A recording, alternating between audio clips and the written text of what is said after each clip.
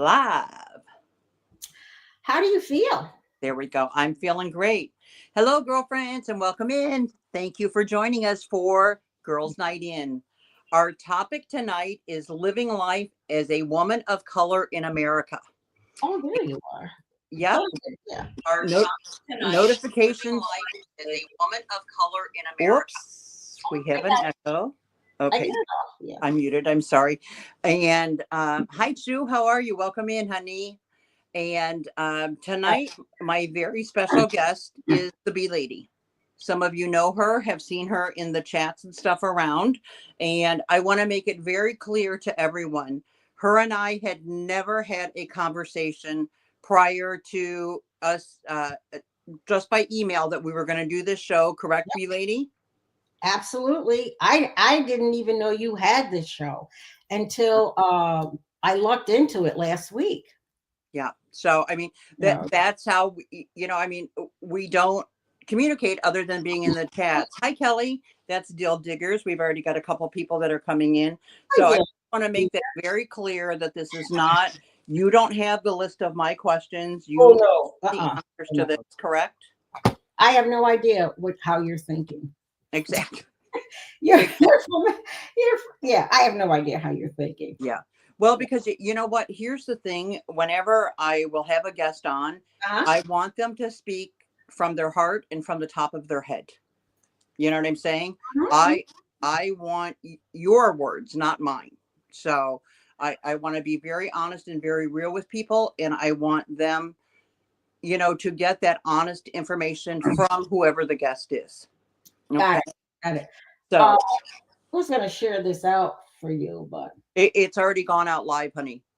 Oh, I mean, share it out to people that. Right. People are still getting the notifications. Oh, okay. Got it. Yeah. So, yeah. And people will come in. Sometimes it's delayed depending on what coast they're on and stuff. Already, we've got 6 people that have joined us. So, thank you very much for joining us. And go ahead. Yeah. What did you want to know, Bee Lady? No, I was going to share them out to my subscribers. I've got like 3,400, which is about, you probably have more. Okay. No, I don't actually. But if you, you'll get a lot of homesteaders because we began in the homestead community. Mm-hmm. And well, I'll get into that later, how I got into the resellers. Okay. But you would have to do a post on your channel. Yes, right over here on my, I got to give you a thumbs up too, on my iPad. Yeah. Okay. So if you have it like on your community tab where your subscribers can read it, then they'll know where they're at tonight. Yeah. Okay. I mean, where you're going to be tonight. Yeah. Let's see if they'll come over. They might. Let's see, share. Let's see. Oh yeah, I can share it. Copy. Create post. Yeah, where's it going? I'll give you a moment if you want to go ahead and do that because it would be good. I just did it. Okay, great. For your regular people to learn more about you tonight. Oh, so, my regular people. Your regular people. Yeah. Yes. How long have you been on YouTube? I have been, like I told you, I took a break because of my accident, but I think I started on YouTube about 8 years ago, 7 or 8 years ago. Same here, about, yeah. So you probably started with the resellers. No, actually I had started, and I don't even count. So it would be longer than that. I actually just started watching videos and I went to a few little auctions that people were having, and was all of the people in the chats that kept saying to me, why don't you sell on here? Why don't you sell on here? Yeah. So that's how I got started selling, is because people always wanted to see my stuff. Yeah, when we first started, because we live on a farm, and so we grow a lot of things, we can a lot of things, I make shapes. I mean, we're like old-fashioned folks, kind of. Homesteading, everything homesteading. And so we ended up meeting people over there, like Deep South Homestead and Big Bear Homestead and things like, people like that. And the homesteaders, they have these big gatherings and whatnot. So we went a couple of those. Actually, one in Mississippi was Deep South, and had a lot of fun. They're Yeah, a great group. They're huge. I think, of course, I don't know who's the hugest on YouTube. I would have to say gamers. probably gamers. Yes. And that's something I have a PS4 Pro and I have a game, but I just can't figure out how to get on YouTube. So I have to call my son. Say, Mhm. tell me how to get on YouTube. Kelly is asking. She's under Deal Diggers. Kelly, she is right now. She is in the state of Florida. Mhm. She's a snowbird. So B Lady goes in between Florida and the New state of York. New York. Mhm. Is where- Western New York on a farm. Mhm. She goes in between the two states. So right now she's in the beautiful state of Florida. Oh, I love it down here. It's like winter. I want I want to go ahead and jump Okay. in if we can and start on our questions. My first question, and I do want to thank you for being here. Oh, no problem. Like I said, just to send you an email and to say, hey, would you do this? And you Uh-huh. didn't even ask any questions. You said, sure, I'd be glad to. Uh-huh. So thank you very much for being here. Ooh, dolls. Okay, go ahead. My first question I have is, what state did you grow up in? New York State. You want to know where or No, just the state is fine. New The York state State? is fine. And tell me, what was your favorite childhood memory? Oh, wow. Ooh. uh childhood. How long is childhood? Like through high school or junior high or elementary or Anytime, like, what was your favorite memory during your childhood? like high school or high school?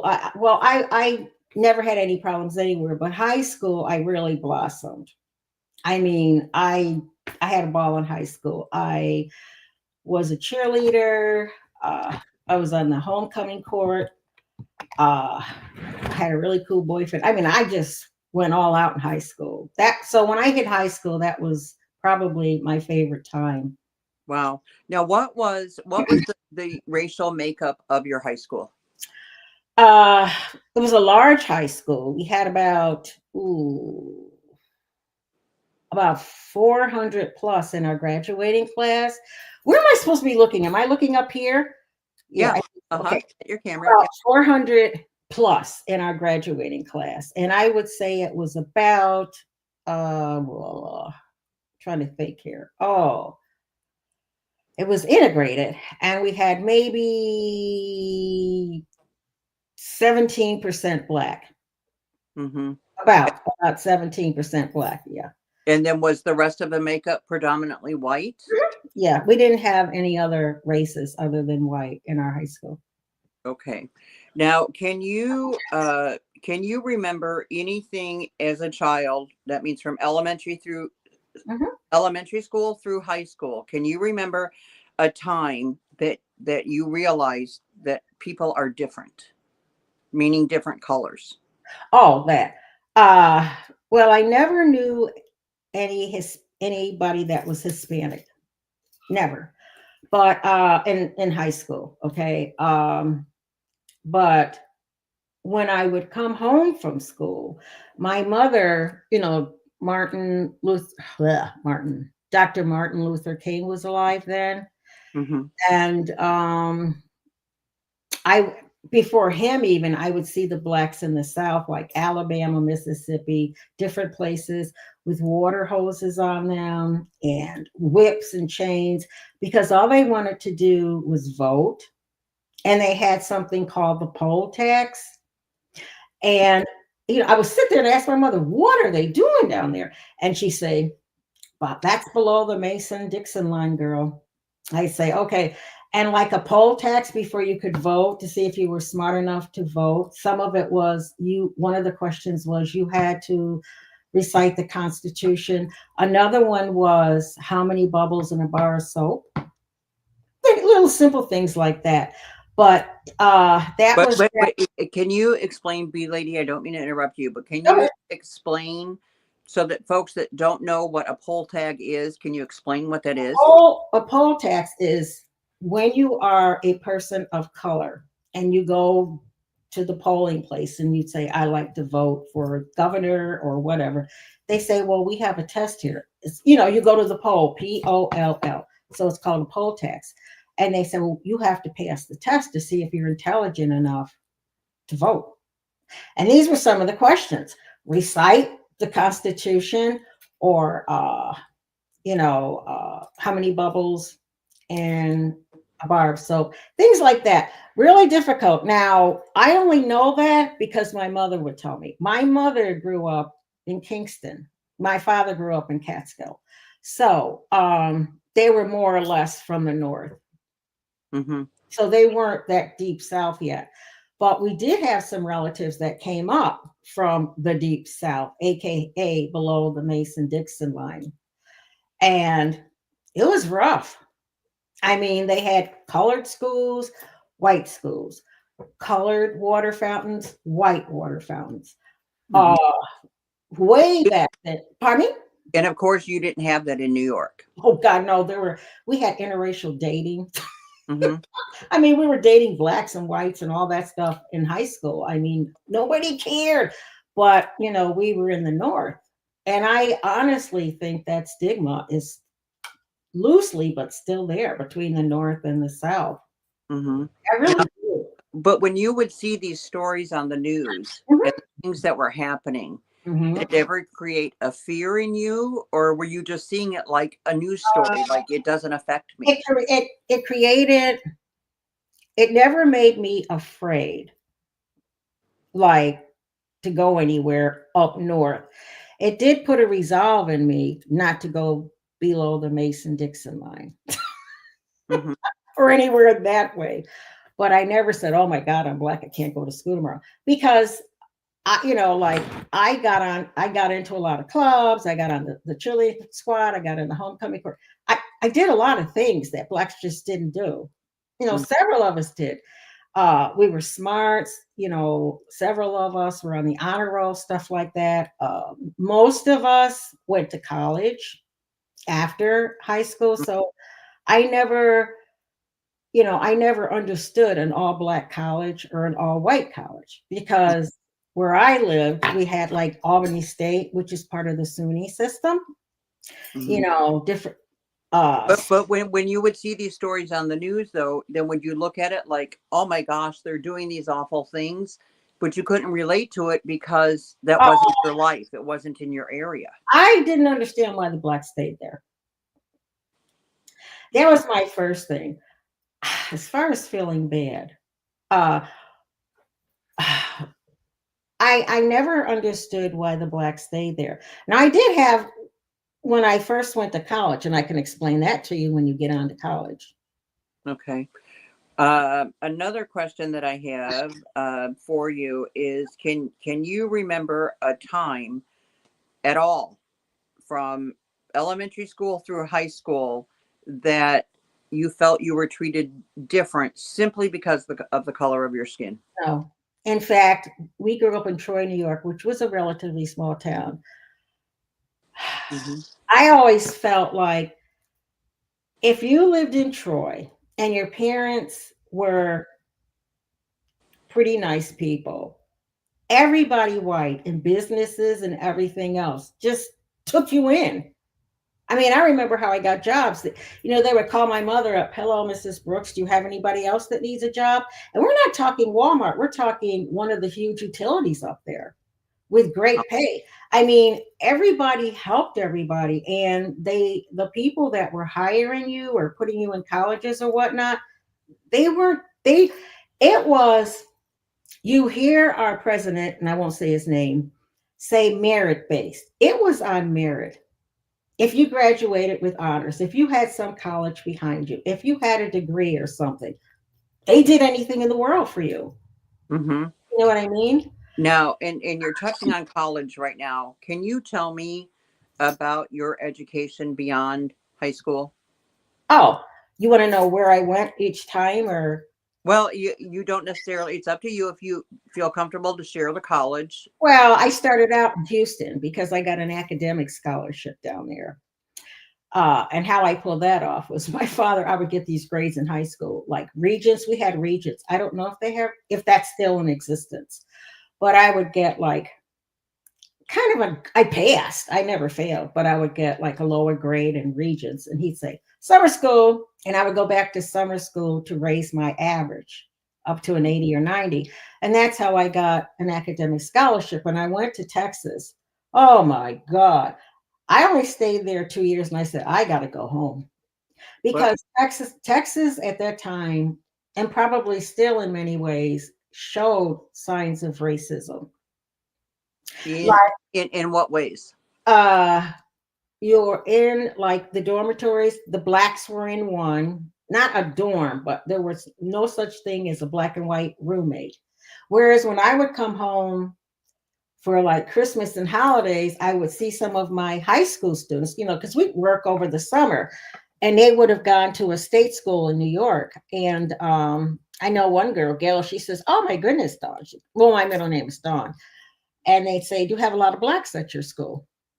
I say no. And she says, well, one of my roommates is black and she never goes out, stuff like that. So I knew in the North, blacks and they just put you in dorms. It wasn't like in the South. It was very different in the South back then. And I thought, but now you knew this ahead of time. No. That's what I want to know. Yeah. No. Did you know this ahead of time? No. You were going to be going to college there. No, I would have never gone, academic scholarship or not. I would have dug myself in debt.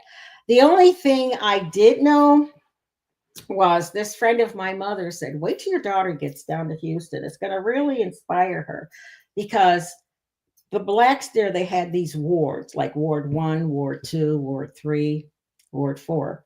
And 3 was the sophisticated ward, where they had all of the black dentists, doctors, shoemakers, dry cleaners, you name it.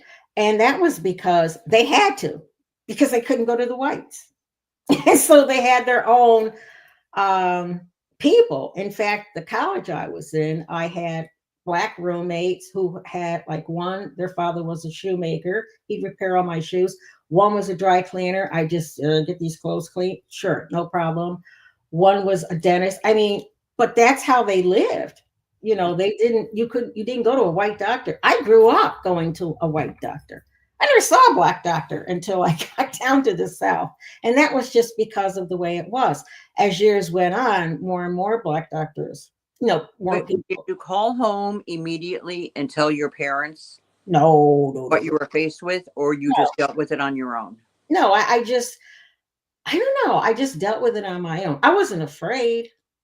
Mm-hmm. I mean, if that's what you're asking, I didn't see any crosses. I didn't see any KKKs. Mm-hmm. So I wasn't really afraid of anything. They separated you in the dorms. How were you in the classrooms? Everybody together in the classrooms. White, black, they didn't care where. They put you alphabetical order in the classrooms. And how about restaurants and stuff in the towns? Could you all go to the same places? We were poor students. But yeah, you could. But when you did, yeah, you could all go to the same places, all shop at the same places, things like that. All go so to. They only separated your housing. Well, in the college, yeah, because we had like there were suites. Like you would have one suite with 4 bedrooms surrounding a living room. Mm-hmm. And that's how they were. And then they would have a white suite with 4 bedrooms. And there were 2 people in the bedroom surrounding the living room. Okay. Yeah. It wasn't, it was a Baptist college. Now I'm Catholic, so it was a Baptist college. So everybody there was a Christian. Mm-hmm. Right. So nobody ever said the N-word. Nobody ever said anything bad. It was all, oh, we love you, blah, blah, blah. Yeah, fine. And then, after 2 years, it says, I was studying nursing, and then I thought, no, this is not for me. So I left. Could you feel, even though everybody was being proper? Hi, Dana. Dana S is here, and she says, hello, B lady. Hi. Yeah. Did I feel what now? But could you feel, even though people were polite because it was, quote, a Christian school, could you feel racial tension or no? No, never. No, not from professors, not from fellow students, not from clubs and organizations. No, it was a Baptist college. Okay. Right. But you know what I'm saying? Like people can be nice to people's face. Like people always joke, like here in the South, that people always go, "Oh, bless your little heart," when that really means, you can go straight to where. You know what I'm saying? No, no, no. So it was basically then the only thing was then that separated you was the housing there. And that was decided on by the college before you Right, even got right. But as far as feeling, we get stuck somewhere and we would call we had a dorm mother, you know, there. Hmm. and she was white and she'd come get us. We get stuck down in the ghetto. Now you girls know you're not supposed to be down here. I told we were in First Ward, which is, if you know anybody in Texas, we go down there. I'm gonna find some guys down here, and she'd say, "Oh my God, you girls are gonna be the death of me." And she'd come right down there. I mean, the telephones, pay phones were ripped off the poles. You kind of knew where you were, but So you spent 2 years there. So that would put you at about an associate's degree. Did you stop with an associate's? no, it wasn't a 2-year school. It was a 4-year school. So I came home Oh, okay. and I got married. How did I get married? I came home and I got a job because I didn't know what I wanted to do. I knew I did not want to be a nurse. Hmm. And then a few years after, when I got into my second marriage, because I met my first husband, he was going to Albany State and I was home. And so I got a job at Niagara Mohawk, which was, bring your kids down. And I had to pass a typing test and they gave me a sheet of paper and said, type this and you can leave. Hmm. And I worked my way up. I was making fantastic money. And when he graduated, he happened to be from out west, New York. And that's how I got out there. I didn't want to leave, but I did, only if I could stay in the same company. But no, and I never felt any discrimination there or anywhere. But when I got into my second marriage, that's when I went back to school. Okay. And what is the My high first husband did have a degree. what is the hi Olivia, welcome in, sweetheart. Oh, hi, sweetie. What is the highest level of education that you have? I have a master's degree in education. I'm sorry, could you repeat that, girlfriend? I have a master's degree in education, and Mhm. I graduated my bachelor's how did they say that? Magna cum laude. Cum laude. Yeah, Mhm. 3 something up there. And because I had such a high average, I was awarded a fellowship for my master's, meaning I didn't have to pay for it. Right, right. Yeah, they have these fellowships for women. Wow. So, Absolutely amazing. well, New York State, you pay high taxes, but you get benefits if you take them. We would always tell our children, get a high average, you'll get a fellowship. I want to pass. I just want to pass. Mhm. Now, let me ask you, do you believe in affirmative action? Oh, which part of it?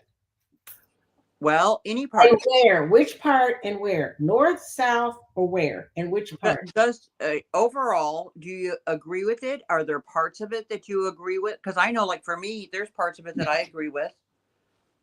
I like for education, especially. I think that so many races are held down. They don't get the same treatments in schools today. And folks, this is my own opinion. Where, Rebecca? I think you can go pretty much anywhere in the country that No, where like no. You were that in Chicago, right? that's where I grew up, Chicago Yeah, area. Chicago's crazy.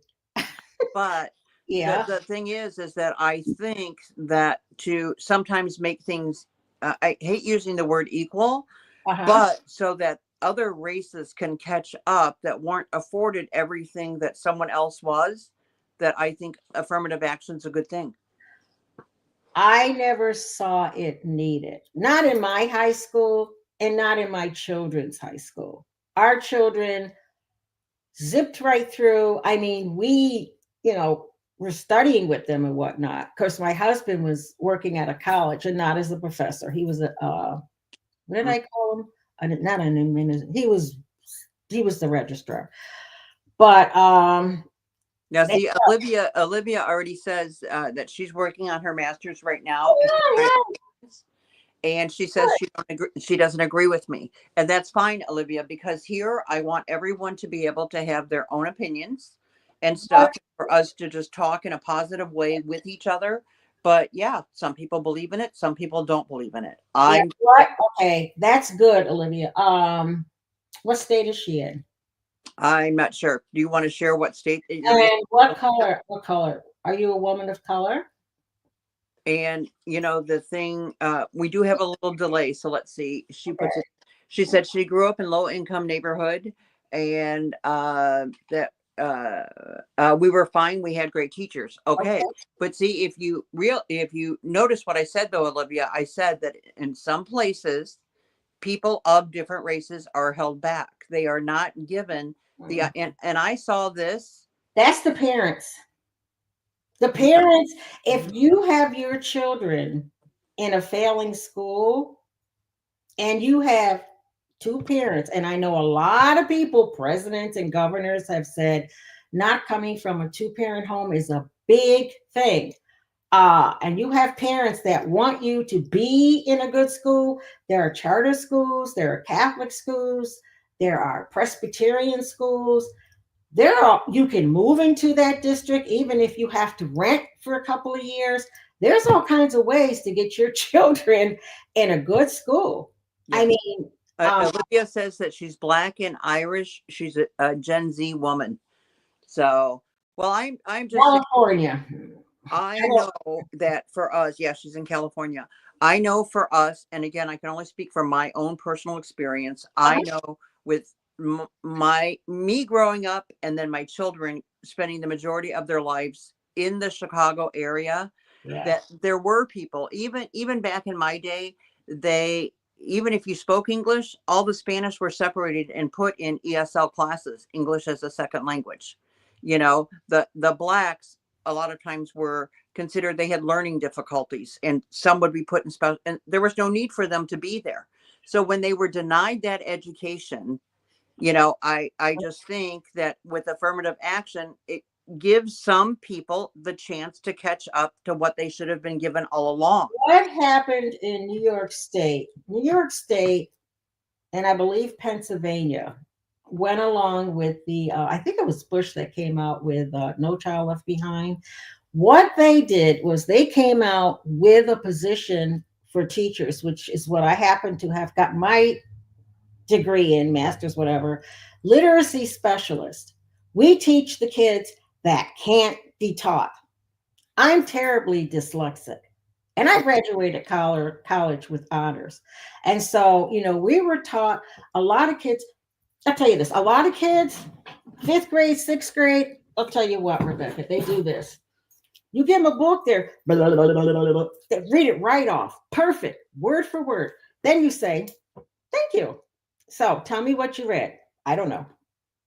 No comprehension. What a literacy specialist does is say, okay, this has got to stop, because you could sit there and read all day long, but you're not comprehending anything. Usually when a child has a problem, it's either comprehension, okay, or it's, what's the other one? Fluency, where they're reading like the dog went there. You're not gonna understand anything. You have to go, the dog went there. See the difference? If they're sounding out each word, that's not gonna work. There's one for imagery. You in the chat and myself here, and you too, Rebecca, you must understand that when you read, don't you see pictures? Yeah, I visualize, yes. Everybody, let me put this one down here. Everybody sees pictures. There are students who don't see pictures. Yes. They don't see anything in their mind. They don't comprehend because they don't see anything. So when you get done and I say, well, what do you think you look like? I don't know. Imagery.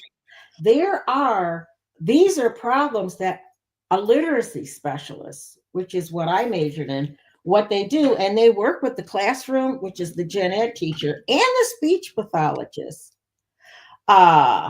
When these students, they put kids, a lot of schools will put kids in special ed or special something. All they need is that team of a reading teacher, a literacy specialist, a gen ed for what they're actually going to have, and not so much in ESL, because what the literacy specialist does, namely me, is explain to that child, you're not seeing any pictures.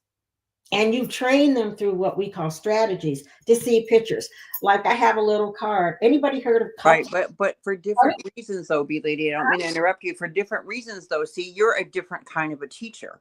There are some, like I said, that I saw them myself when I went to school and stuff. Now, Olivia is saying the problem is that she feels is there's a difference, that there's some bad school districts and teachers and the teachers union make it difficult to fire most teachers. Her mom was a teacher and then a superintendent. She had a heck of a time getting bad teachers and bad school officials out of their positions. Uh-huh. And then Dana is talking about kids that are ADHD. Kelly says, I grew up in Michigan, and there there's a town, Flint, Michigan, very poor area, broken families, and teachers are afraid to teach in that area because of all the shootings. So they Yeah. report. You know what? A lot of colleges, if you call colleges and say, do you have a literacy center? They'll take your child for free. That's where all of the students that are working on speech and what I graduated with, that's where they work, at literacy centers. Mm-hmm. So anybody, I'm definitely going to have you back on another night, and we're going to do nothing but discuss education. You know what I'm saying? Because it is something that needs to be addressed in this country. And the other thing, anybody out there have children, they have to read. If they do, you write how you read. You learn how to write by reading. You don't learn how to write by learning vowels and adjectives. You have to read. If you don't read, you can't write. So true. Even as an adult today, I'm an avid reader, and even if I get 2 pages of a book in a day, I am a book, constantly a book. I love reading. A good book is The Women. The Women, WOMEN. Okay. Well, it's about the nurses in Vietnam. Oh, I'll have to read. Oh, definitely. Because now let me ask you. I know you said you have a master's degree in education. When you got married, did you work then? Which time? What your first marriage? Did you work? Oh yeah, that's when I transferred from East New York to West New York, because he had to come back west to be near his mother. Okay. So now my first husband was not white, he was black. Okay. Well, we're not talking about husbands yet, racism. Okay, got it. But so I said, fine, if I can transfer, I'll marry you. So I moved out to the West in the same company, and I worked there. And then I still worked there when I married my second husband. And then finally I got a disability retirement, and because I really couldn't type all day long. And that's when the state paid for me to go back to school. And because remember, I had 2 years of credits. So when I started my 4-year degree, I started as a junior. Oh, wow. Wow. Yeah, that's cool, isn't it? I started as a junior. So I had those 2 years, and then I went right into my master's. Oh, good for you. Anybody taking a course, always take with credit. Never just take for interest. Let me ask you, well, since you already brought this up, you told me that your first husband was a black man. And so you're currently married today, correct? Yep. He's in love with the dogs. And what is the color of your husband? Oh, he's white. Okay. So you are a biracial couple. Yes, but we have different children. He was never married before. We're a biracial couple, but our children are not all biracial. Okay. And first of all, how many children do you have? 3. And what is their racial makeup? Okay. The oldest is black. He's from my first marriage. And I just took him and said, we're going to raise him. Okay. That was that. Our second child is a girl. She's our child, and she's biracial. And our third child, I always wanted to adopt. from the time I was a little girl, I said, when I grow up, if I have a good job and a good husband and a good home, I'm going to go where to a child that nobody else wants. So we went down to the Department of Social Services, welfare. Hmm. That's where we adopted our last child from our son. And he is half Native American, half white. And he was born drunk. Okay. So you have a child that is, quote, all black, Hmm. one that is black and white, Uh-huh. and then you threw an American Indian into the mix. Native American Mohawk. And the thing about him was we knew he was going to be a high risk child because his mother was on amphetamines and drugs. She never saw a doctor until she was 7 months pregnant. Wow. Well, we said we had fantastic insurance and we had great jobs and we had the two other children. And we And took, I'm sure for you guys to go out in public as a family, I know. you are the rainbow. You know, Well, yeah, in fact, they said we're going. The people I work with said we're going to get you a United Nations um, flag for your home. now let me ask you, Uh, have you faced any type of racism being married to a white man? if I haven't seen it. Vice versa. Hmm. He's from Virginia. Uh-oh. Well, we won't hold that against him. We Yeah. won't hold that against him. Well, I met him at Virginia Beach, but I'm from the north. I said I'm not coming down there. Are you crazy? I'm not coming down there. So we stayed up here, and up there. And I want to tell you. Can I tell you something about Florida? Sure. It was just about we had to go to Callahan to have something notarized at the water department or something down there.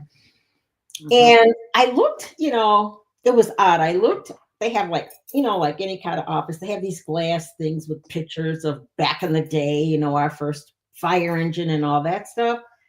And they had this picture of slaves that had been freed and were now sharecroppers. And the women were like close and they were all beside the in back of the glass, working, and they could hear me. And I said, look at this. I said to my husband, look at this. He said, what? I said, get slaves up there. And I said, oh, that's right. Florida had slaves.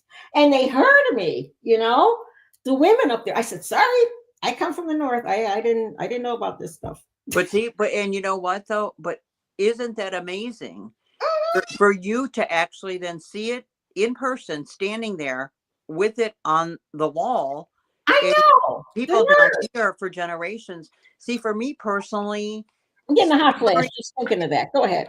slavery and the black-white issue to me is the most disgusting thing, that and the Holocaust, that has ever happened to me. Oh, I mean, it physically like hurts my heart. The girls are saying in the chat that yeah. God bless you. They love it, of your family makeup. That's an amazing family.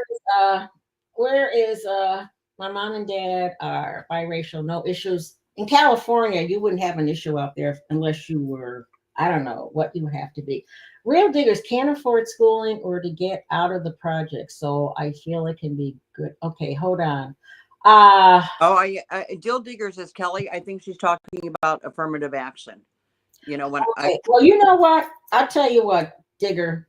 You have children. If I was, on social services or something, I would go downtown and I would get everything I could get. I wouldn't leave without government cheese and blue jeans. I'm telling you the truth. Because our I knew I wouldn't have to, but our company up north. I was going to say, see, you can say that jokingly, No, but I was serious. well, We but were the going type to of do it woman, up north. Go ahead. okay, but the type No. of woman that you are, you've worked for every single thing you've ever had. You know what I'm saying? Nothing was handed to you. Not So my no, I don't think you would be in the line for government cheese. No. If I had to, I would. If Mhm. I'll tell you what, if I had to, in fact, our daughter, who has a degree, is down here in Florida. Now, they now live 4 miles down the road. That's why we're down here for our grandkids. And she's working on her master's. She'll be done this year. And when there was that COVID stuff or whatever, Mhm. and her husband got laid off and they're all at work. She says, Mom, she says, I'm going down to welfare. I'm going down there and get me food stamps and everything else. She did. I said, now you dress like this and you go down there and you get every single thing that you can get, because she had 3 children and you can't, pride goeth before the fall. I have no pride. My favorite word is free. My father raised me like that. It doesn't matter how much money I ever make. It doesn't matter what kind of home I live in. If I can get something free, I mean, it can be anything. Rebecca, we have to go places. You got to get to know me, girl. Right. But Free. well, this is the thing. You might be frugal and you're good with money, but No, you're not I'm terrible with money. right. Okay, but you're not a woman that's going to live off the system. You never have. No, I won't live so- off of it. But if there's Right. something But free. see, so I don't want people to be going, see, there she is saying yes. Oh, no. I've always worked. Exactly. I've always worked. And And but you're educated. So it's it like- isn't like you would sit back and be stuck in the welfare system and no.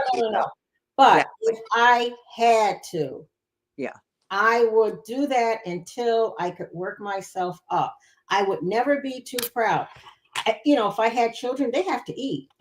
mm-hmm. You know, I mean, I'd be someone that delivers papers. I would do whatever. I would do a job where I could work under the table. Mm-hmm. Now, see, this is what Kelly is saying right now in Flint, Michigan. This is generational problem. It streams from one generation to the next, and she believes it's from a lack of education.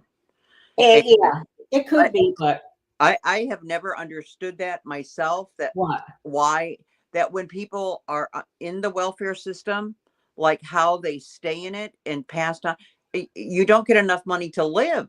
But that's a whole in that system. As soon as you get something, they take you off. So if you could do it, you could work under the table, like doing hair. I paid $200 back in the day when I lost all my hair. I paid $240 to have micro braids put in. Mm-hmm. So people. What did your parents do? What did your parents do for a living? My father, right out of high school, at 17, he was in the military for World War II. Wow. He was in the Army. My mother, right out of high school, married my father. And at that time, they got married, and my father said, I don't want a wife that works. And both Black, but this came from his upbringing. But he said, I don't want a wife that works. He got a good job at International Harvester, because when he got out of the military, he got a degree in teaching music. Okay. And he gave piano lessons. But back then he couldn't make enough money teaching people because they wouldn't come to a Black man. And they weren't necessarily in the ghetto. They were in a pretty nice neighborhood. And so he got a job at International Harvester. And, the IH. And then when they moved to Chicago, he had a choice to go with him. He says, oh, no, my mother's name was Bessie. He said, I'm not taking my family out to Chicago. No. And so we stayed in New York, and he got a job at Niagara Mohawk.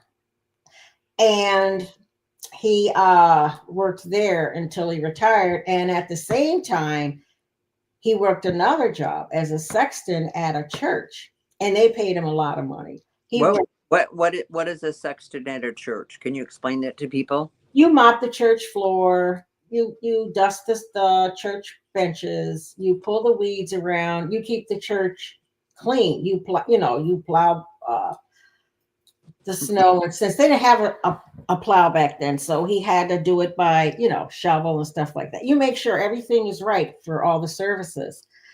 And they gave him a lot of money. In fact, the first home they ever purchased was from the church. A woman passed away and she left it to the church, and my father wanted to buy it for us. Paid $5,000. And when he got the mortgage paid, he celebrated. But he brought us up. We always saw my father working 2 jobs to raise us. Mhm. And then when the last one was raised, or And how about, wait a minute, I don't mean to interrupt, but how many children were in your family? 8, I'm the oldest of 8, 4 girls, 4 boys. Okay. So your mom stayed home? She stayed home and changed diapers and did dishes and cooked from scratch and did everything. Mhm. And that's what he wanted, you know. And so, then when the youngest child was finally in school, my father switched shifts. He went on nights, and my mother went to college during the day, and she became a nurse. Then he Wow. said, okay, you can work now because it's a profession. Now, Mary Ramirez says, and welcome in, Mary. It's nice to see Hi, you. Mary. She says that she thinks this is a very good live and that it is well organized, and that she thinks it's a good thing that we're doing this. Well, So, thank you. you, Mary. And Uh, so she, I never knew who Becca was until your last live here. When is it, dear Cherry, right? Jerry Ann. Mhm.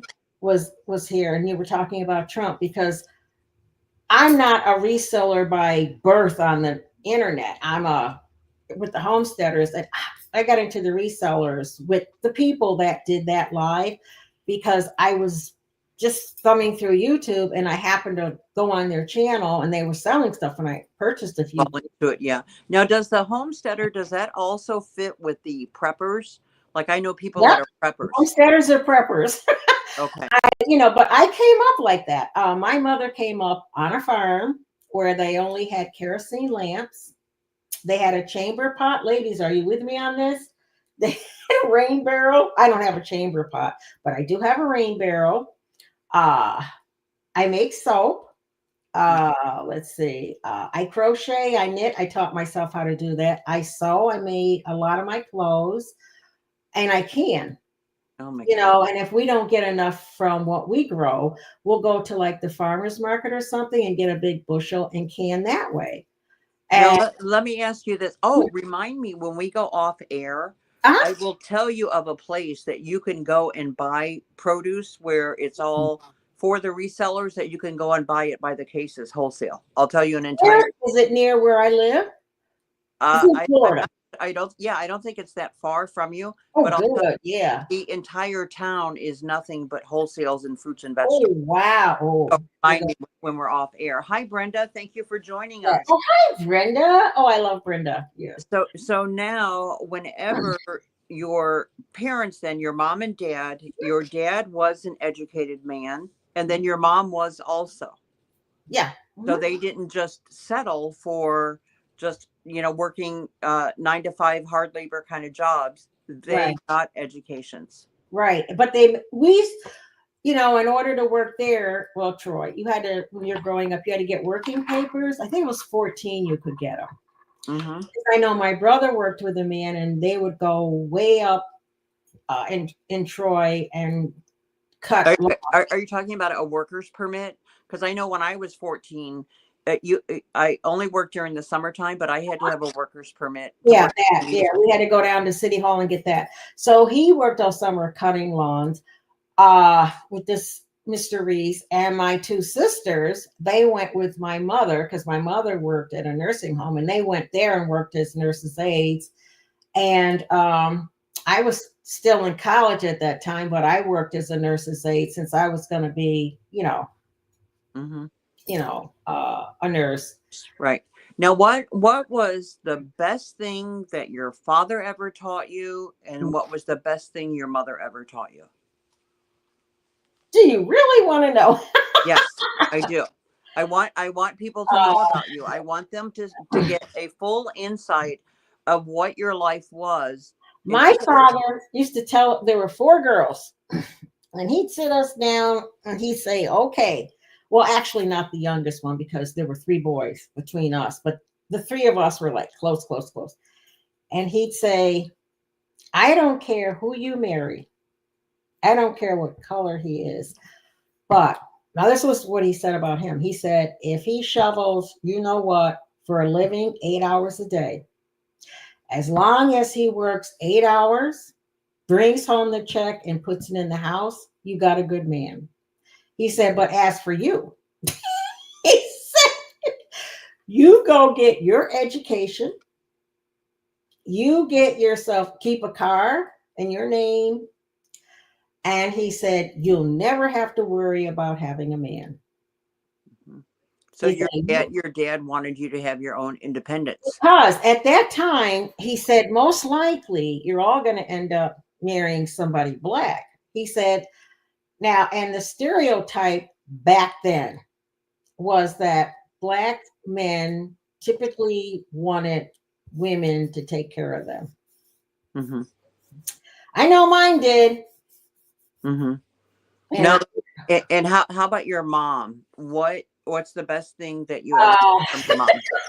My mom was funny because when I went to Texas to school, I come back with a nice present that my boyfriend, was going to Houston University. She go, I sent you down there with your youth and your figure and your looks, and you don't get an oil guy. She said, I'm going to send you back down there after Christmas, and I want you to get somebody at Texaco, Sunoco, this. I don't want to hear nothing about it. Nothing. Oh my gosh. My mother was like that. She said, you can love somebody rich just as easy as you can love somebody poor. She said, but trust me, it's going to be easier if he's rich.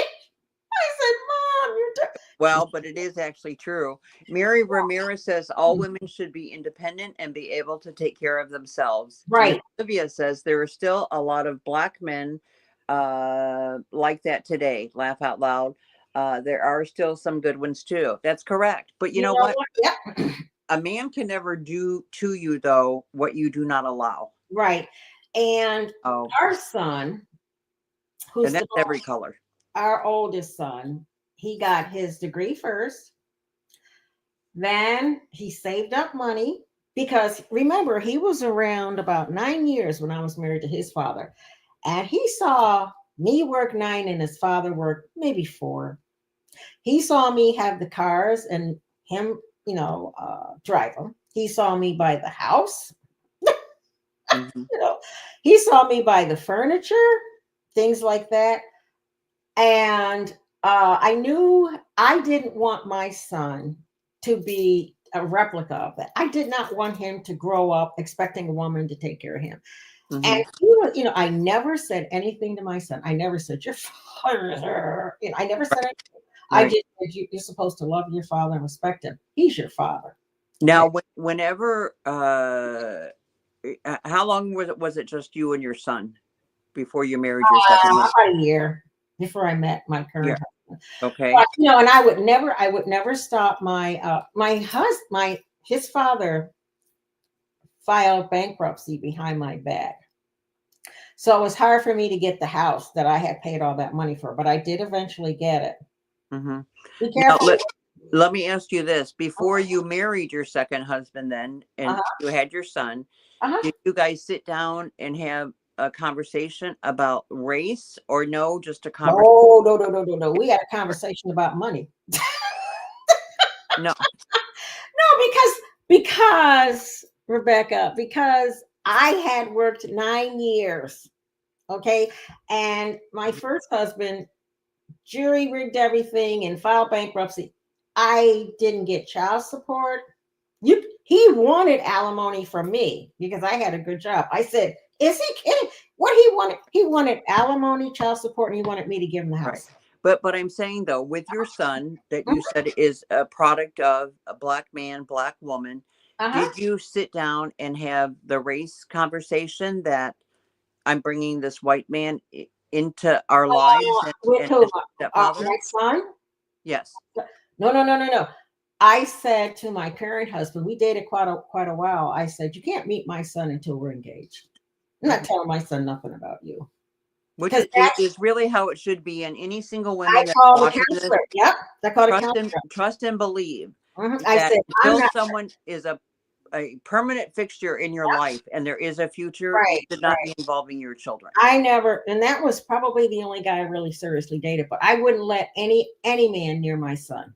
or Mhm. see me with any man, because it was just going to be me and him. And we had a really good time together. But, I did sit down and say, okay, now I'm engaged. Man, and he's white. And because of the way our son was raised in the North, he was like, okay. But So my, he had no problem. not with- really, my ex had a problem. right. Well, I'm sure he would have had problems if he was any color, though. Yeah. But our But so son, your son, because of where you came from, then he was fine with it. Color yeah, did not play any part yeah. of it. And when, my second husband got our son through school, Mhm. Okay. and, what do they call students that are first time? Oh, what do they call them? In college, anybody in the chat? Freshmen's. No, What? there's a name for it. First generation college students. That's tough. Olivia is asking real quick here, what is the race talk? I don't know if she means with us. If you're talking to me directly, Olivia, Mhm. my point is that by asking B Lady these questions, is that I want people that maybe will watch this video or are here watching the chat and aren't part of it, that have never talked to a Black person. They've only seen them. I want them to know her life and from her view, and then her children, Mhm. so that people really can understand that it's really not about race at all. It's No, about the it's kind of not. person that you are. So, It's the type of person you are. mhm. And I don't think that's a racial thing. I think you're right, Digger. All races have men lacking ethics. He'd say, "Oh, it's so hard for a Black man." I says, "What planet are you on?" That was all during affirmative action back then. He could have gotten any job. Okay. But oh, it's so hard, it's so hard. And I thought, oh geez, but our son, I didn't want my son to grow up like that.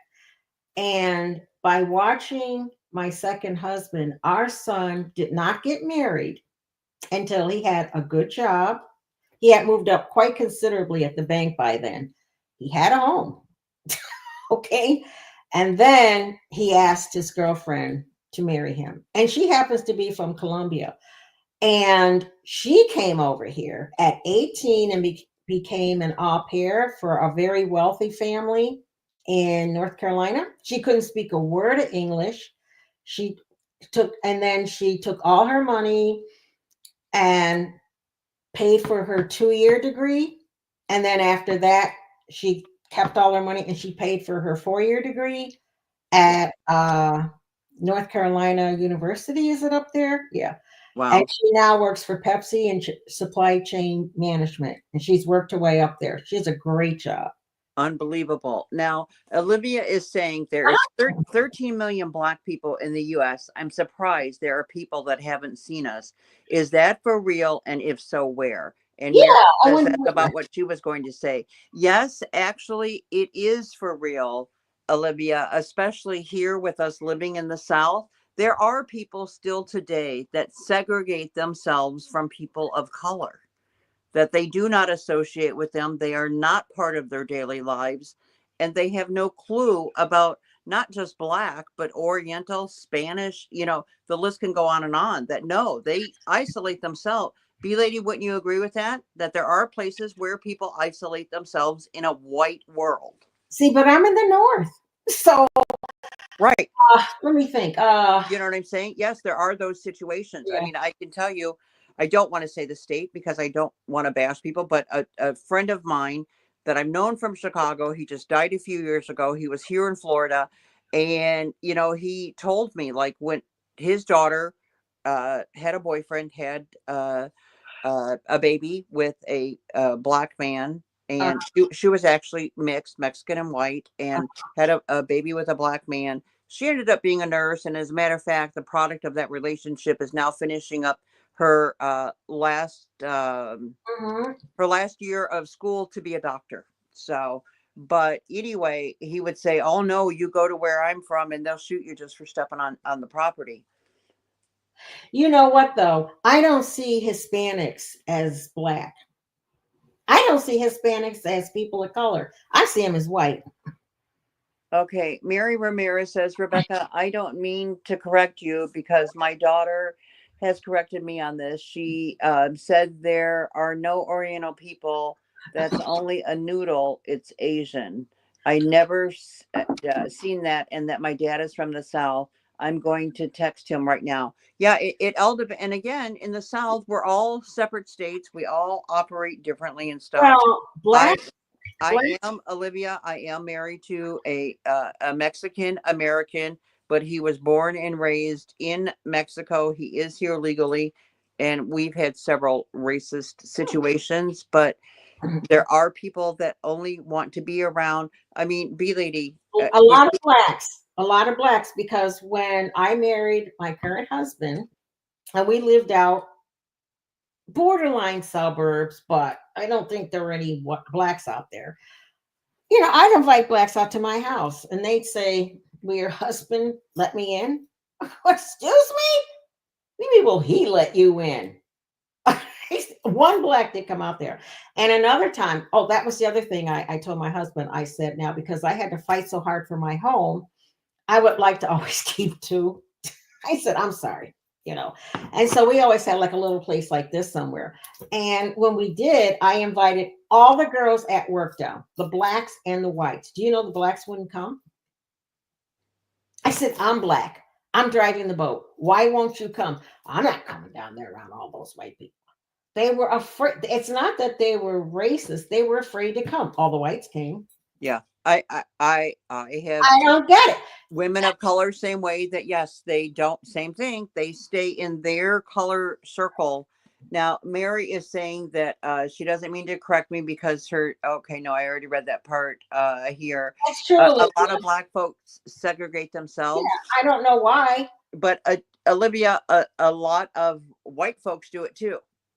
Well, I will say this, Olivia, and I know you're not like this. People, you know, people that do that need to go back and watch the history of segregation in the South. People died so you could go to white schools. That's right. People were beaten and had dogs put on them so they could go to an integrated college. And well, let me ask you this, B lady. Yeah. With your dad serving in the military. Oh yeah. And then your dad coming home, and all this stuff was going on. Learned my dad was in the military during World War II, when they had the colored units. Okay, they had the white units and the colored units, and he said they just really hated it because when they would go overseas and they'd have to go in the trenches and the foxholes and dodge bullets and all this stuff, and then they would come home on leave or something and they'd get on the trains, I think I don't forget where they got on, but everything was okay until they passed up that Mason-Dixon line, and then they had to get out of their seats and go sit in the back of the train on the floor fighting for, even though they fought for our country. Yes. And my father, he didn't come up like that, and he said, don't go below that Mason-Dixon line, but can you imagine that? I can't. It was terrible. He would tell me stuff like that. And, they had the colored dorms in the military and the white dorms and the colored tents. They're all getting blown up at the same time. The bombs come in. They don't make any kind of discrimination. They're going to blow you up. Exactly. And one thing that I thought was really cool is he had a best friend all through his time there. And he went everywhere, Germany, what is that place? But he was willing to die for our country. But when he came back to his own country, not in the South, not the North. In the North, he was invited to the Vietnam. Oh, somebody says something about Dixiecrats. I'm gonna tell you about Democrats in a minute. When he came to the North, it was fine. He grew in the VFW until he was the post leader. He had the commander ring, and he was black. Those Democrats, I'm gonna tell you what a lot of blacks don't know about those Democrats. when the Emancipation Proclamation was passed, it was passed by the Republicans. The Democrats didn't want anything to do with it. They wanted to keep slavery. They wanted to keep slaves. Now you can go back and watch Lincoln. You can Google that. We'll wait, won't we? Google it. And they went, yes, somebody's saying yes. Amen. Is Olivia Black? Yes. Remember, she said that she's Black and Irish. And those, And you know what? And it is true. It is those true. Democrats, and the Republicans got a few of them to vote by twisting their arm and everything.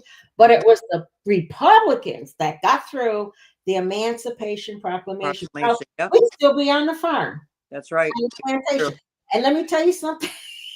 But don't you think also too how disgusting that anybody should think that they have the right to own somebody, literally own them? And the Democrats, when they say they are keeping blacks on the plantation, that's the welfare system. Mm-hmm. Because they say you have to have a baby daddy and 5 kids, and the more kids you get, we're going to give you more welfare, we're going to give you more food stamps, and we're going to take care of you. But we just don't want you getting any education and going up so that you can vie with us for jobs and things. And they're dead serious. Mm-hmm. Now let me ask you this, B lady.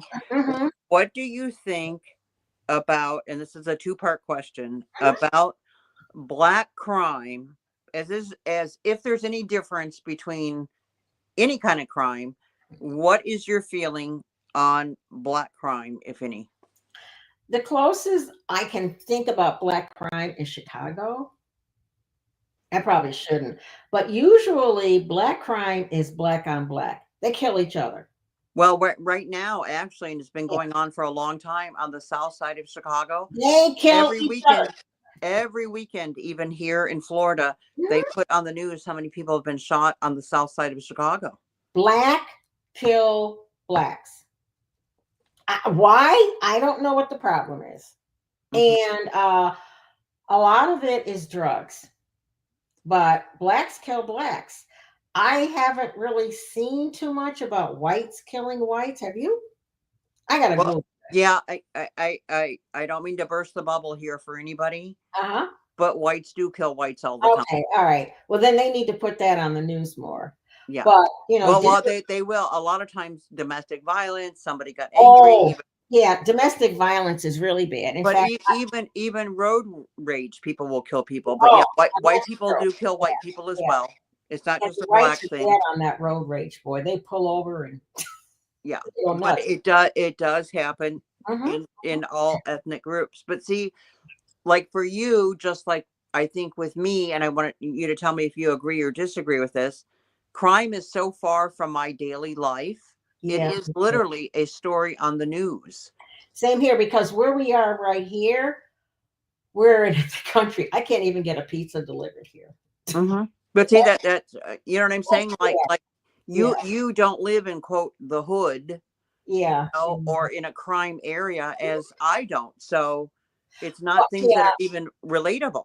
Even in New York, I don't live in the hood, but I'll tell you what I did do when I got all my degrees. Wait, hold on 1 second, if you don't mind, because Sandy, hey girl. Mary said that she was all in, but now I don't know, because I'm a Democrat, and I'm sorry, people kill people, and I think as long as we put it, always comes into a race category. That's what we're discussing, Mary, is why does it always come down to race? Yeah. And you know what? Hi, Sandy. I was watching hi Sandy. I was watching them grill Senator Kennedy Jr. Yes. And I read the letter is that his what is it? His niece, nephew? Yeah. What is it? Where she claimed that he's a pedophile? Yeah, pedophile. Okay. And he himself said during this confirmation that he'd been on what do you call it? Heroin for like 18, 19 years. But what I like about this is when you're saying bring people together, I think it's really cool. I don't care what department he's in. I think it's really cool that the president has brought in a Democrat to serve on something. I don't care what the man's serving on. He could be, he, where's that stuff over here? Well, Mary He could be is serving on paper clips. Okay, I that don't care. she thinks that Mary says, but I think we're showing why does it right now? Because we're putting everything into black and white. Not Well, everything, Mary. Not yeah. everything. Because And there are, Dana says it's a friendly discussion, Mary, and that's it is. exactly what it is. Yeah, it's So, not. I don't feel any hostility. I know resellers. When I first got to know resellers, I know black ones. I know white ones. I've purchased from both. I know black homesteaders. I know white homesteaders. I've socialized with both. So that's not a problem. So I think the fact that our president has a Cuban as Secretary of State and also has a Democrat, or right. he's independent, isn't he? But he's Well, and this is just us, me Mhm. talking as quote Uh-huh. a white woman and B Lady talking as a black woman about some of the stereotypes and things Yeah. that are out there about General. Yeah. each one of our races. You know what I'm saying? It No. isn't that like this is my view as a white person. Like I said, I've never in my life even dated a white guy. Really? So, you know, my children are mixed and my husband is of color. So, you Men know, are men, aren't they? Unless you get like somebody, exactly. you can get a black or a white man that's an alcoholic or an alcoholic gambler. Anybody that's married. I mean, and if there's somebody in the chat that is go to Al-Anon or someplace and really try to help them, because that's got to be the worst thing, kind of something. Or I see your comment about Charles Manson White. Yeah, he's still in prison, I think, or did he pass away? But yeah, Well, but I thought he actually died. there are battered black women. There are battered white women. There are battered black women that will unalive the person that's battering them, and the same with whites. And there's a very good movie starring Farrah Fawcett, The Burning Bed. If you Welcome. could, pardon me? I was saying hi to Deb's main. Okay, The Burning Bed. If anybody, he's dead. Thank you, Debs. If you watch The Burning Bed, Farrah Fawcett, I did. Mm-hmm. Did you? She was a battered white woman. So it's it's all up until how much you want to take. Here in my county, the majority of what is in the battered women's shelters is white women and children. And that is because there's a lot of drugs, there's a lot of alcohol and stuff, and they, whenever they're taken out of their homes, they're leaving with their child and maybe what they've got on their back, and that's so. But no, it's white women that are in shelter. And I think we all should pray for black, white, Hispanic, any woman that happens to, because it's a terrible thing. You put your faith in this man, especially if you're married, not just living together. Right. And all of a sudden, I didn't mean to interrupt you, sweetie. Go ahead. Yeah. With your children growing up and getting married, do you mind if we talk about what types of people they married? Like I said, our son married the au pair from Colombia. And our daughter married a man whose parents came straight over from Brazil. He speaks Portuguese, Spanish, and English. And our daughter-in-law speaks Spanish. So one time when I was talking to both our children, I said, you need to find somebody that speaks American. I don't speak all that stuff. But she got her degree and she had to learn English to the amount that she could get her degree. And I think it's a matter of people are people. I really do feel that. And I think I think this black white stuff is, I don't know. I don't go with the black white stuff. I really don't. And my father never did. My mother never did. You know, when I took my husband home, my second husband, I said, here he is. Nobody ever met him until I brought him in.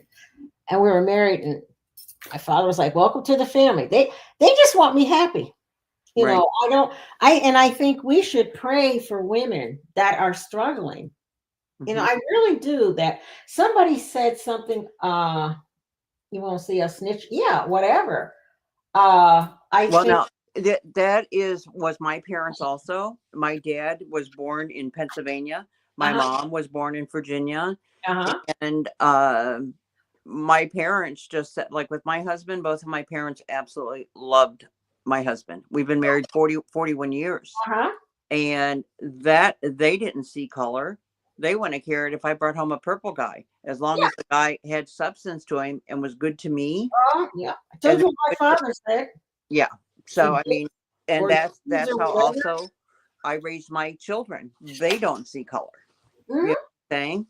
So I think that's the best gift that you gave your children.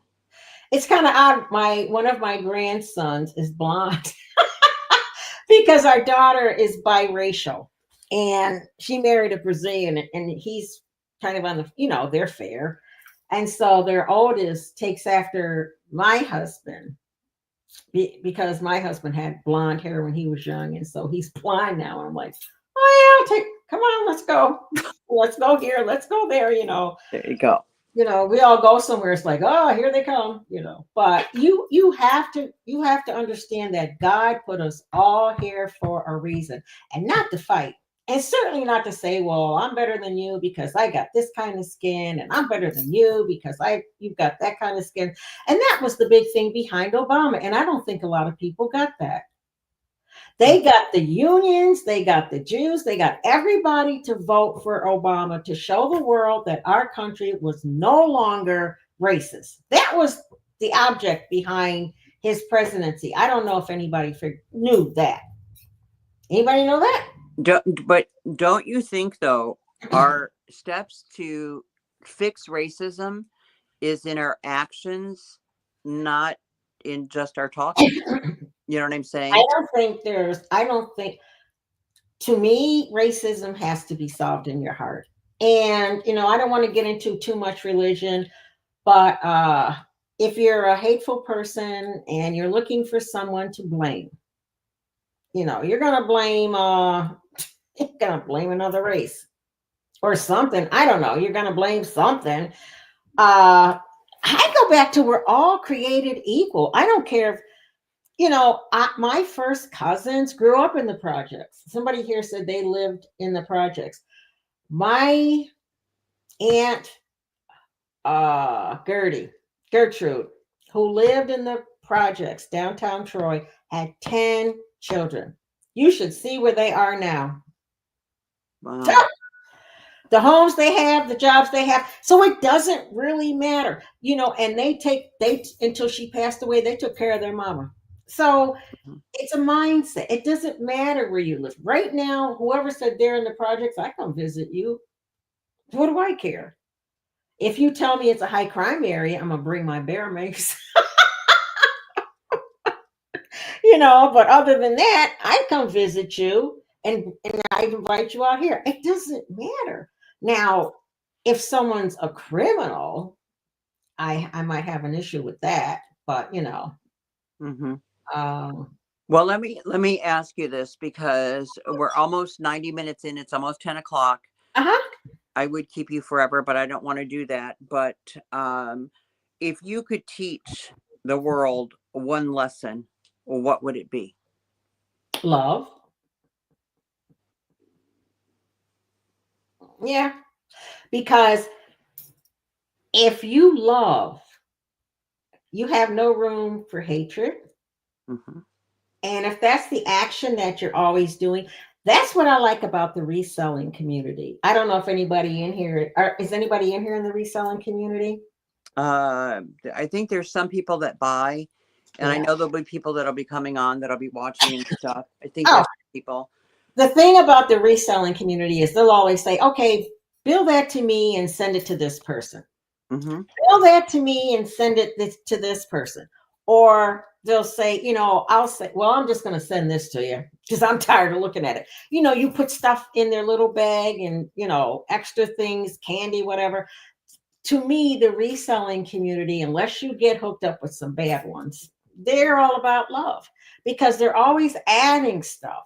They're always adding stuff to your bag. You're like, I didn't order this.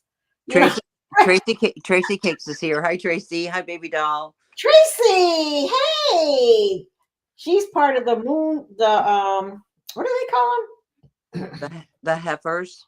The heifers. I Yeah. love the heifers. Yeah. Tracy, But don't you think too that like when we go through negative situations and bad things, I know we taught our children this and we live it, that we don't get hostile towards people's ignorance. We use racist situations as teaching moments for us to be the better people, to show them love and grace maybe they've never been shown in their lives. And we break it down and stuff, and we end up looking like the better people, but we don't throw it back on if them. somebody does something bad to you, Mm-hmm. I don't know. It would depend. If it's somebody that's constantly hurting me, I might just ignore them because if you don't forgive, you're carrying that inside yourself. Oh, I hate that person. But if you just love everybody, to love you doesn't mean I'm going to let somebody make a fool out of me. Exactly. Right? I might say, "Oh, I love you," but it doesn't mean I'm going to let somebody make a fool out of me. I'm not going to, I'm not going to give you that again. I'm not going through that again. But I don't hate you because that's not what we're taught to do. And I feel, what is the title? This is living, okay, but you're living life as a woman of right, color. but what is this chat call that you have? Isn't it discussing things or something, or Yes. Yeah, it's a live chat where people can yeah, chime in. I think it's great. And I think that like I say, I always try to teach my children, yes, right, don't let anybody disrespect them. And if somebody really upsets you, just step aside. You don't have to start a full-fledged war against them, and a lot of times you may not know what they're going through, like Colleen. I just, she is such a peach, but with her, back and her leg and everything, but you just don't know what people are going through. You don't know if, they've just a husband or something. Chris, not here. I've just, for their resale. And you just don't know what somebody's going through. Well, if you could tell any little girl in the entire world, if you had a microphone today for the world to speak to little girls of all colors, what would you say to them?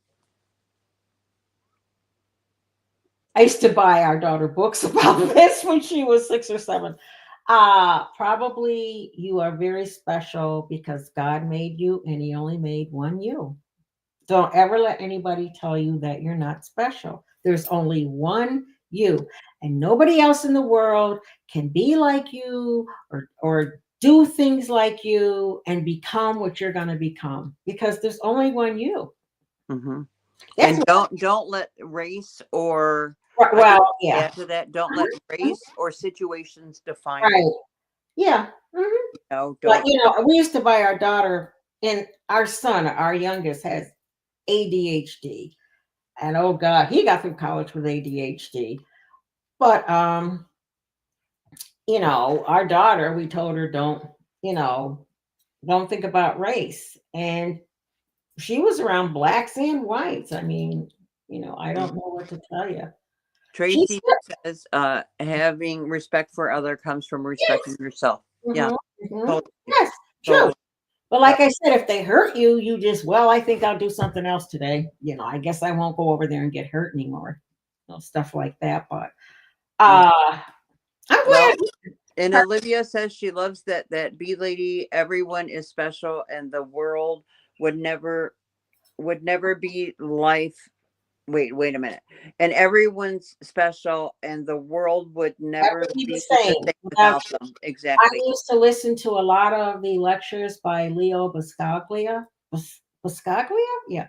And he would say that the world is like a big puzzle or tapestry, and that he thinks we have all these problems because somebody didn't, that's a big word coming up, actualize themselves, didn't let, just for fear or what, non-belief or something, didn't become what they truly could become. Even, I mean, it could be anything, a gardener. You could be a gardener and you could come up with some kind of rose that nobody's ever seen. You never know. So if you don't become you, and it doesn't matter if you're in a wheelchair or you're sick or whatever, become you. Write a book of poems and just leave it. You never know what's going to happen to it. Exactly. Like Anne Frank's diary. Nobody knew that was going to become an overnight bestseller. She just wrote a diary. Well, And the thing was for me for doing this show, Mhm. I just have such a big heart and a love for all people Mhm. that I wanted, as I said to you in the email, I want people to get a glimpse into your life. That's why if we can do it as an interview type, because I Yes. I want people of other colors to be exposed to others they might not get an opportunity to. I'm And sure there's people that will watch this that didn't even know all of this about you. You know what I'm really, saying? So, but you know what? I just thought of something else, Rebecca. I don't know if there are resellers in here, but that's another thing you could do. And you don't have to include me because I'm not one of the experts, but you could have a panel of resellers and mhm. you could have them answer questions in the chat about what reselling is all about. Yeah, I could do that, but basically, girls' night ins Uh-huh. are those topics that make you look inward, make you Oh, start thinking and learning and growing and being better as a person. You know what I'm saying? Like I get next week, that. we have part two of Jerry being on. We'll deal with drugs and alcohol, depression, all those kinds of topics Oh, versus, I got depression, anxiety, yeah, every well, I mean, I'll just have you on every panel. But you know what I'm who saying? doesn't have hello, depression, anxiety? Yeah. Why not? I mean, look at the world we live in. Look at the world we live in. I went through college. I did everything with depression and anxiety. Every woman, unless you're somebody special, well, I think, has some amount of depression. And depression and anxiety are the same thing. Hmm. But But oh yeah, I want to touch on those topics again that affects a lot of people's lives or their family members and stuff, and you get to see other people's perspective right. from And their view. well, remember next week there's a big stigma about mental health, and depression and anxiety is mental health. And there's so much of depression and anxiety to me. There is almost everybody I meet. Well, me too. Our daughter has it. My mother had it. Most, I go to church. Oh yeah, me too. Oh yeah, me too. Yeah. It's, I mean, it's so common. And I think a lot of it has to do with our society. Hmm. Social, Well, yeah. if we can, though, as individuals, start being better people, Hmm. being a good representative of a strong woman, regardless of what our colors are, and Hmm. we put that out into the world, you will see a difference Hmm. around you. And that's guaranteed. I've done it over and over again in my own life.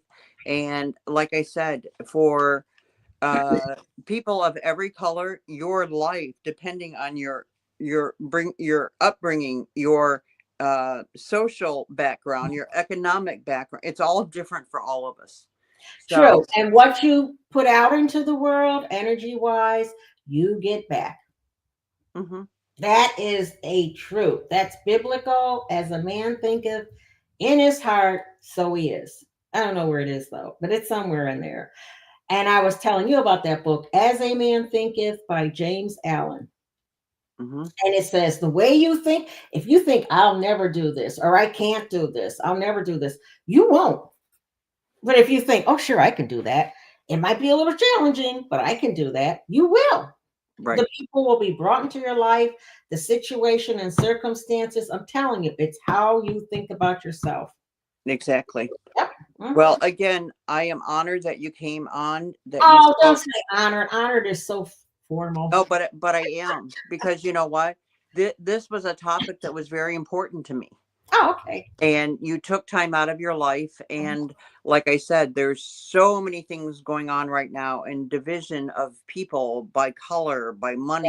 So The, true. the list goes on and on. So this was important to me. We really, So I was for gonna say, you, we really aren't. well, and look, and I even wore a bee bracelet just for you. See my Oh, that's my isn't it? goofy bee. Yeah, Reading glasses. Where is that's it? that's my goofy Oh, bee. that You is see it? cute. Yeah. But So yeah, we really aren't that divided. We just all live in different areas, but we're women. So we're the same. We all have estrogen. We all have hair we have to deal with. exactly. If we're black, we deal, well, I don't know about the other women out there. You deal with ash on your legs. Hmm. Yeah, but Like you that. know what? Even on that one, I have lymphedema. I deal with ash on my legs. We can talk about that at another time. Really? I have no idea what that is, but Yes, I it's have to brush what my I legs use. every day. I have to brush them. They have to be oiled up. Yes. Oil them up, boy. Yep. Uh-huh. I do. But Mhm. but thank you so much, because this was important to me, and Uh-huh. I hope that each person who was here in the chat tonight, thank you for your time, and for anybody who watches the video back, that you can pick something up positive from this and move forward with it, because it's Mhm. that's the whole purpose of doing these topics. Next week for Girls Night In, we have part 2 with B Lady is planning on coming back, because Jerry Ann is also going to be here, and we're going to be talking about tariffs / immigration next week. So we look forward to seeing all of you again, and thank you so much. Thank God you, bless. everybody. Please do come back, okay? Yes, we love you, and thank Bye. you. Love Bye. you. Yeah. Bye. Oh, Okay. that's right. I'm waiting for something. No, hold on. Yep, we're ending right now. Write this down.